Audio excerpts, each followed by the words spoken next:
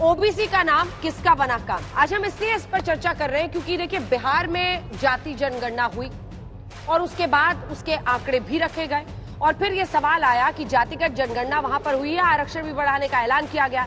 अब यूपी में भी इसी तर्ज पर जातिगत जनगणना की मांग हो रही है। समाजवादी पार्टी ने विधानसभा में मुद्दा उठाया, कांग्रेस पहले से इसकी मांग करती रही है, लेकिन इस पूरी कहानी को अगर आप देखेंगे तो सियासत के बीच एक दिलचस्प बात यह है कि एग्जिट पोल के आंकड़े क्या बता रहे हैं। एग्जिट पोल के जो नतीजे हैं आज तक एक्सेस माई इंडिया के, वो ये साफ कह रहे हैं कि कास्ट सेंसस का कार्ड ना राजस्थान में चला, ना मध्य प्रदेश में चला, ना छत्तीसगढ़ में चला। तेलंगाना के आंकड़े अगर जाने तो रात 8 बजे जरूर रहिएगा आज तक के साथ, क्योंकि आज रात 8 बजे हम आपको दिखाएंगे आज तक एक्सेस माई इंडिया पे एग्जिट पोल क्या बता रहा है। लेकिन अब आते हैं वापस जाति जनगणना के मुद्दे पर।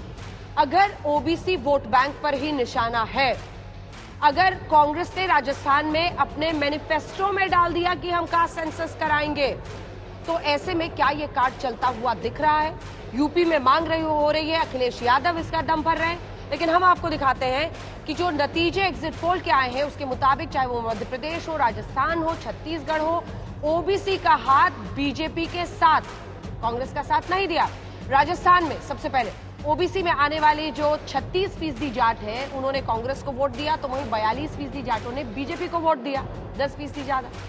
ओबीसी में ही आने वाले 39% गुर्जरों ने कांग्रेस को वोट दिया, तो 43%, 4% ज्यादा ने बीजेपी को वोट दिया।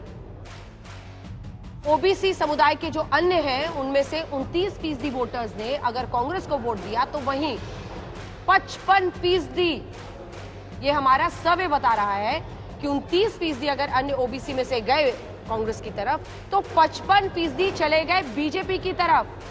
मध्य प्रदेश, छत्तीसगढ़ में भी ओबीसी वोटरों ने बीजेपी की झोली भरी है। ये क्या संकेत दे रहा है? मध्य प्रदेश में देखिए ओबीसी वोटरों में 56% के बीजेपी को वोट देने का अनुमान बताया जा रहा है। वहीं अगर आप कांग्रेस के साथ देखें तो 32% ओबीसी वोटरों के होने की उम्मीद है। छत्तीसगढ़ आइए, 49% यादव वोटर्स ने बीजेपी का साथ दिया, तो 37% यादव वोटर्स ने कांग्रेस के साथ खड़े नजर आए। अन्य जो ओबीसी है उन दूसरे ओबीसी समुदाय में 49% वोटर्स ने बीजेपी को वोट दिया, तो 36% ने कांग्रेस को दिया। 2014 और 19 लोकसभा चुनाव के आंकड़े आपको दिखाते हैं, बहुत दिलचस्प है क्योंकि यहां पर ओबीसी ने बीजेपी को कांग्रेस से ज्यादा वोट दिया। आज हम इसी पर चर्चा करेंगे। ये हम आपको दिखा रहे हैं छत्तीसगढ़ के आंकड़े।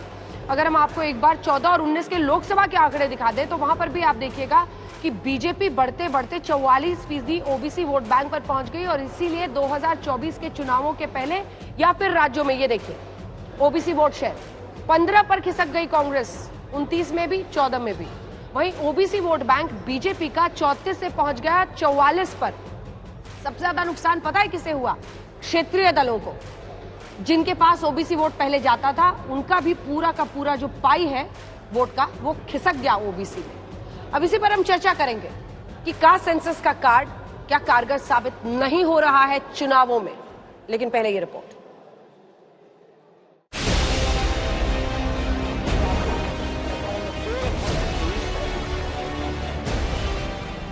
बात जाति की है और मसला सियासी है। बिहार के बाद इस बार घमासान का मैदान यूपी है। विधानसभा सत्र के दौरान समाजवादी पार्टी लगातार जातिगत जनगणना की मांग कर रही है, तो सरकार बार बार कह रही है कि जनगणना का विषय केंद्र का है। पूरी तरीके से समाजवादी पार्टी जातीय गणना के पक्ष में है, और हम तो चाहेंगे जितने भी भारतीय जनता पार्टी में पिछड़े वर्ग के जितने भी विधायक एमएलसी जितने भी हैं, वो जातीय गणना के लिए मना करें कि नहीं करा पाएंगे। जो अनुसूचित 7 है उसके 69 में जनगणना का अधिकार भारत सरकार, भारत के संसद को है, और भारत के संसद को अतिक्रमण करके राज्य जनगणना नहीं करा सकता। और उसके लिए भारत की संसद ने कानून भी बना रखा है। 1948 में जनगणना अधिनियम बनाया और उसके भीतर प्राविधान किया गया है कि किस प्रकार से जनगणना कराई जाएगी। यूपी में विपक्ष ने सदन के भीतर से लेकर बाहर तक मोर्चा खोल रखा है। मैंने उत्तर प्रदेश में जातिवार जनगणना पर चर्चा के लिए अपना निजी विधेयक प्रस्तुत किया है, और वास्तविकता यह है कि ये विधेयक भारतीय जनता पार्टी के सदस्यों के द्वारा होना चाहिए था, क्योंकि उत्तर प्रदेश में पिछड़े और दलितों के नाम पर मुद्दा लेकर आप बैठे हुए हैं, तो ये विधेयक भी आपके द्वारा आना चाहिए था। जाति जनगणना भारत सरकार के माध्यम से कराई जाएगी और हमारे वरिष्ठतम नेताओं ने भी ये कहा है कि हम जाति जनगणना के खिलाफ नहीं है, और केशव प्रसाद मौर्य भी जाति जनगणना के खिलाफ नहीं है, ये सदन में छाती ठोक करके कह रहा हूं। लेकिन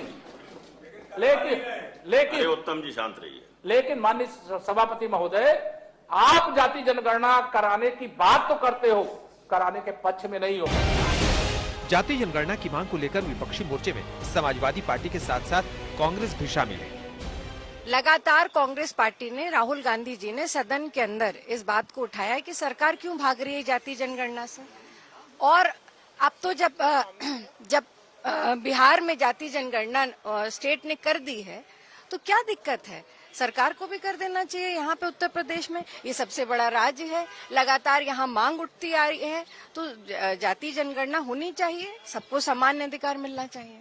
ये जनगणना ये राज्य सरकार के अधीन नहीं आता है, जो ये केंद्र सरकार का है, ये केंद्र सरकार का विषय है, इसलिए इस सदन से उस पर कुछ भी चर्चा करने का उचित नहीं है। जो मेरे अधिकार क्षेत्र में नहीं है, उस पर चर्चा करने का भी कोई औचित्य नहीं है। एक तरफ ओबीसी वोटरों को लुभाने के लिए जातिगत जनगणना और आरक्षण में बढ़ोतरी की मांग है, तो दूसरी ओर एग्जिट पोल के चौंकाने वाले नतीजे। एक्सिस माई इंडिया और इंडिया टुडे ग्रुप के एग्जिट पोल बताते हैं कि राजस्थान, मध्य प्रदेश और छत्तीसगढ़ तीनों राज्यों में ओबीसी ने कांग्रेस से ज्यादा बीजेपी पर भरोसा किया। जरा नजर डालिए। राजस्थान में ओबीसी में आने वाले 36% जाटों ने कांग्रेस को वोट दिया, तो वहीं 42% जाटों ने बीजेपी को वोट दिया। ओबीसी में ही आने वाले 39% गुर्जरों ने कांग्रेस को वोट दिया, तो 43% ने बीजेपी पर भरोसा किया। दूसरे ओबीसी समुदाय के 29% वोटरों ने कांग्रेस को वोट दिया, तो 55% ने बीजेपी पर भरोसा किया। एग्जिट पोल के नतीजे बताते हैं कि मध्य प्रदेश और छत्तीसगढ़ में भी ओबीसी वोटरों ने बीजेपी की झोली भरी। मध्य प्रदेश में ओबीसी वोटरों में 56% के बीजेपी को वोट देने का अनुमान है, वहीं कांग्रेस के साथ 32% ओबीसी वोटरों के होने की उम्मीद है। छत्तीसगढ़ में 49% यादव वोटरों ने बीजेपी का साथ दिया, तो 37% यादव वोटर कांग्रेस के साथ नजर आए। दूसरे ओबीसी समुदाय के भी 49% वोटरों ने बीजेपी को वोट दिया, तो 36% कांग्रेस के साथ दिखे। एग्जिट पोल के ये नतीजे तब हैं जब राहुल गांधी चुनावों के दौरान भी जातिगत जनगणना की मांग करते रहे। अब जैसे ही मैंने नरेंद्र मोदी जी से कहा पार्लियामेंट में कि भैया एक काम कीजिए, ये जाति जनगणना कर लीजिए, उस दिन के बाद नरेंद्र मोदी जी कहते हैं, भैया भाषण में कहते हैं हिंदुस्तान में कोई जात नहीं है, हिंदुस्तान में सिर्फ गरीब है। और जनगणना की बात, जाति जनगणना की बात नरेंद्र मोदी जी के मुंह से नहीं निकलती। तो क्या पिछड़ों को कांग्रेस और इंडिया गठबंधन के जातिगत जनगणना वाले दांव पर भरोसा नहीं हो रहा? अगर ऐसा है तो क्या यूपी में विपक्ष अपना स्टैंड बदलेगा? आज तक ब्यूरो।